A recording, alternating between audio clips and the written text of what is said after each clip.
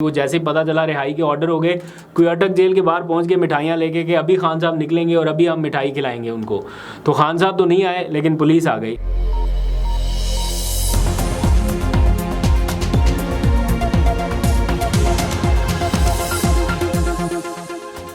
बिस्मिल्लाहिर्रहमानिर्रहीम, अस्सलाम वालेकुम। पाकिस्तान और दुनिया भर में देखने और सुनने वालों को अब्दुल कादिर का सलाम। आज का व्लॉग थोड़ा कानूनी किस्म का होने वाला है, कानूनी और आईनी, क्योंकि थोड़े से टेक्निकल पॉइंट्स हैं, आप लोगों को समझने में थोड़ी सी मुश्किल होगी, लेकिन कोशिश पूरी करेंगे क्योंकि आज के ताज़ा फैसले के बाद भी बेयकीनी किसी कैफियत बरकरार है और बहुत सारे लोग जो शिद्दत से इमरान खान की रिहाई का इंतज़ार कर रहे थे वो बार बार पूछ रहे हैं कि इमरान खान रिहा कब होंगे, उनकी सज़ा मुअत्तल हुई भी है या नहीं हुई, क्योंकि अभी तक उन्हें आज़ादी तो मिली नहीं है। तो जेल की सुलाखों से कब वो बाहर आ सकते हैं, इस बारे में बहुत सारे क्वेश्चन हैं। तो इस सिलसिले में आज से जो अगले 15 दिन हैं वो बहुत ही ज़्यादा अहम होंगे और इन 15 दिनों में क्या हो सकता है उस पर वीडियो के अगले हिस्से में बात करेंगे। लेकिन पहले अभी की ज़रा ताज़ा तरीन सूरत हाल एक बार समझ लें, अंडरस्टैंड कर लें, जिसके लिए आज का जो फैसला है वो समझना बड़ा ज़रूरी है। क्योंकि आज दिन में इस्लामाबाद हाई कोर्ट ने जो मुख्तसर फ़ैसला सुनाया था, बाद में शाम के वक्त उसका एक तहरीरी ऑर्डर भी जारी कर दिया है। इस ऑर्डर में कहा गया है कि इमरान खान को हुमायूं दिलावर की ट्रायल कोर्ट की जानिब से सुनाई जाने वाली 3 साल की कैद और 1 लाख रुपए जुर्माने की सज़ा फौरी मुअत्तल की जाती है। इस फैसले में हाई कोर्ट ने सुप्रीम कोर्ट ऑफ पाकिस्तान के एक फैसले का हवाला भी दिया है, जिसमें कहा गया है कि सुप्रीम कोर्ट माजी में ये तय कर चुकी है अपने ही एक फ़ैसले में कि ज़रूरी नहीं है कि हर केस में ही सज़ा मुअत्तल की जाए। सुप्रीम कोर्ट ने अपने फ़ैसले में ये कह रखा है कि ज़मानत देना या इनकार करना ये खालिस्तन हाई कोर्ट का सवाबदीद है, लेकिन चूंकि इस केस में दी गई सज़ा कम दुरानिये की है, इसलिए अदालत ये समझती है कि दरख्वास्त गुजार यानी इमरान खान सज़ा मुअत्तली और ज़मानत के हकदार हैं। इसलिए सज़ा मुअत्तली की दरख्वास्त मंजूर करके सज़ा का फ़ैसला मुअत्तल किया जाता है। ये है आज का टोटल फ़ैसला।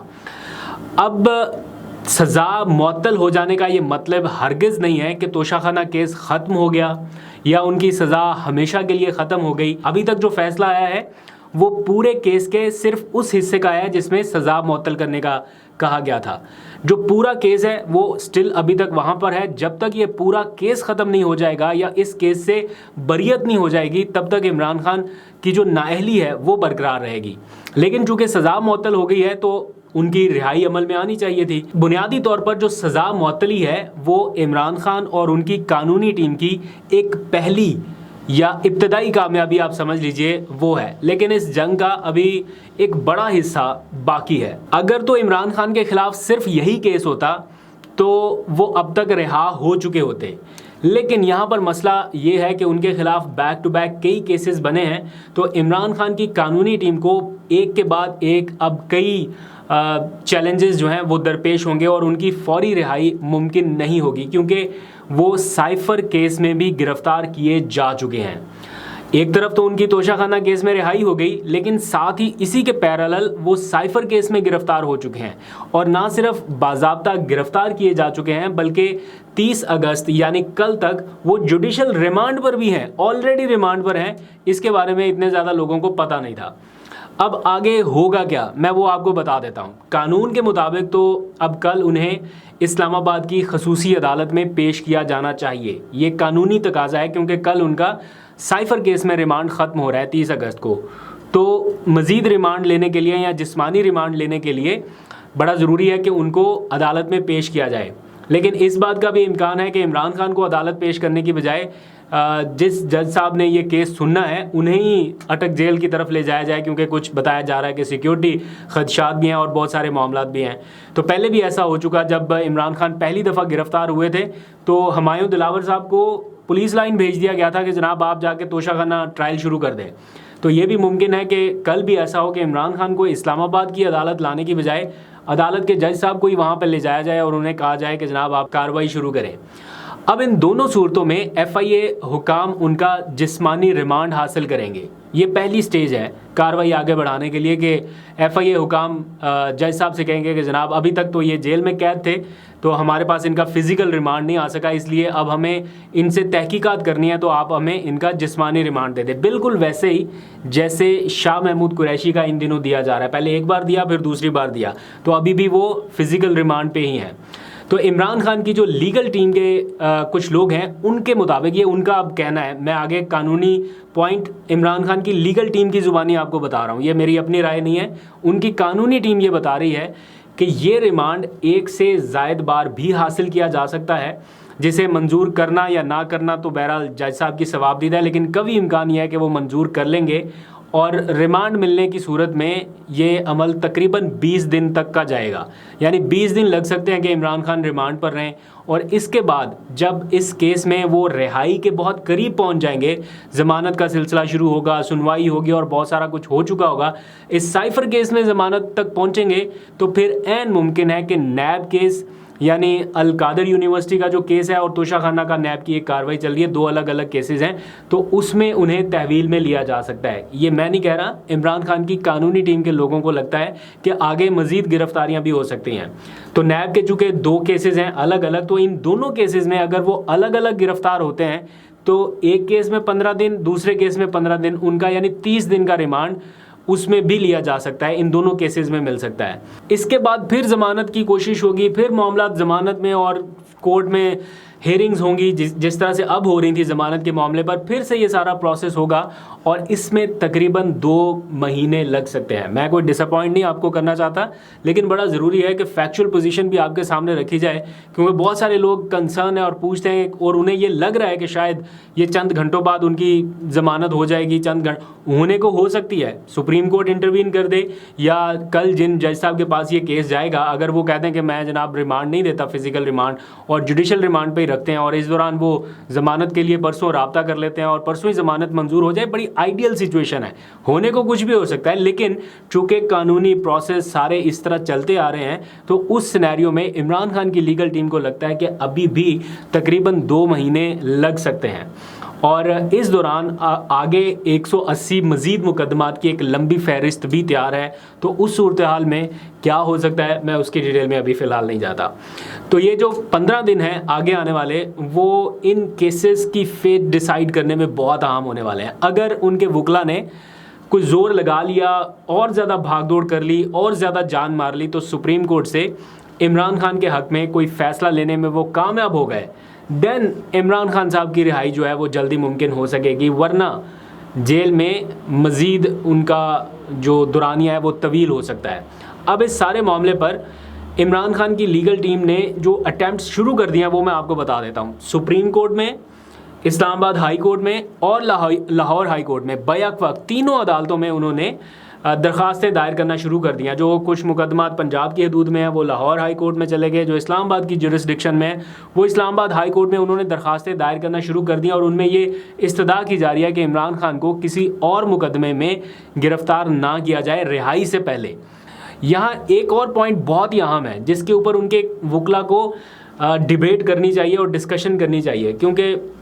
जब इस्लामाबाद हाई कोर्ट में उनकी इसी ज़मानत का, ये तोशा खाना केस की ज़मानत का एक सिलसिला चल रहा था, तो उनके वकला जब चीफ जस्टिस से ये कह रहे थे कि आप जल्दी ज़मानत का फ़ैसला करें, ये ना हो कि दूसरे केसेस में हमारी ज़मानत मुस्तरद हो जाए और उन्हें किसी और केस में या किसी और मुकदमे में गिरफ़्तार कर लिया जाए, तो चीफ जस्टिस ने ख़ुद उस वक्त ये कहा था कि ऐसा नहीं हो सकता कि मुलज़म एक केस में गिरफ़्तार हो तो उसे किसी दूसरे केस में भी गिरफ़्तार कर लिया जाए। और इसी चीफ जस्टिस साहब ने, जिन्होंने आज ये डिसीजन दिया है, इन्होंने ये फ़ैसला सुनाया था कि हम आसिफ जरदारी के केस में, मुझे नहीं पता वो कौन सा केस है, लेकिन उन्होंने ये कहा था कि आसिफ जरदारी केस में हम ये पैरामीटर तय कर चुके हैं कि एक केस में गिरफ़्तार होने वाला शख्स किसी और मुकदमे में गिरफ़्तार नहीं होगा।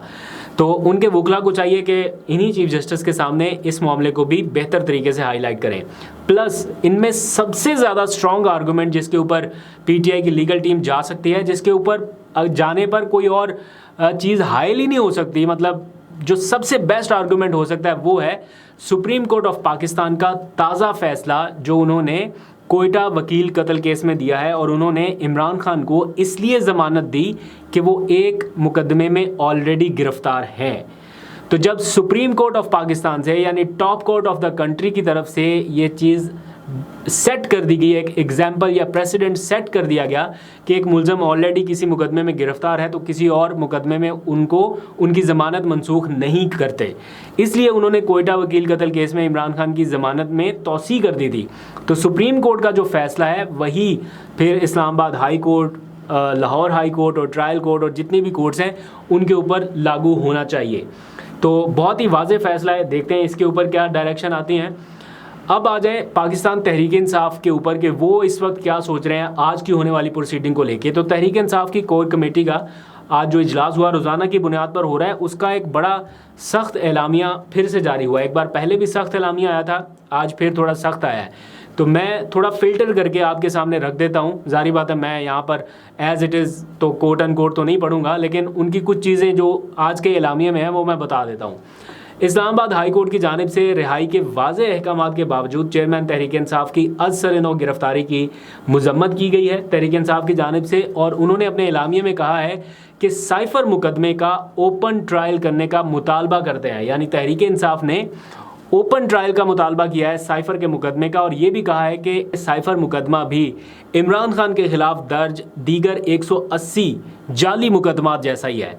और उन्होंने ये भी कहा कि कानून के तहत जिस्मानी या अदालती रिमांड के हसूल के लिए मुल्ज़म का अदालत में पेश किया जाना लाजमी है। तो इमरान खान साहब को भी पेश किया जाना चाहिए था, लेकिन इमरान खान के रिमांड का फ़ैसला इस्लामाबाद हाई कोर्ट की जानिब से रिहाई के हुक्म से ज़रा सा पहले मंजर आम पे आया, क्योंकि उससे पहले पता ही नहीं था किसी को, और जिस पर मुकदमे की समाअत के इनकाद की कोई तारीख या वक्त भी दर्ज नहीं है। फिर उन्होंने अपने एलामिया में कहा कि एक मुकदमे में रिहाई से पहले किसी दूसरे मुकदमे में गिरफ्तारी chief justice Peshawar high court और इस्लामाबाद हाई कोर्ट के मुअज़्ज़ज़ जज जस्टिस बाबर सत्तार के हालिया फ़ैसलों की भी खिलाफ वर्जी है या सरीहन नफ़ी है।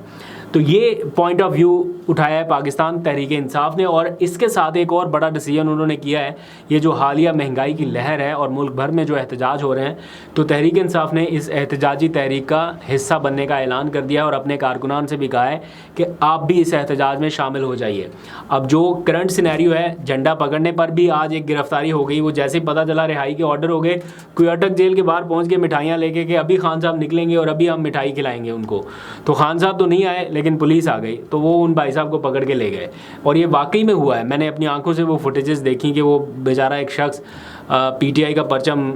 की कोई शर्ट वर्ट पहनी हुई थी, हाथ में झंडा था पीटीआई का, और वो पुलिस वाला डाला आया और उन्हें लेके चला गया।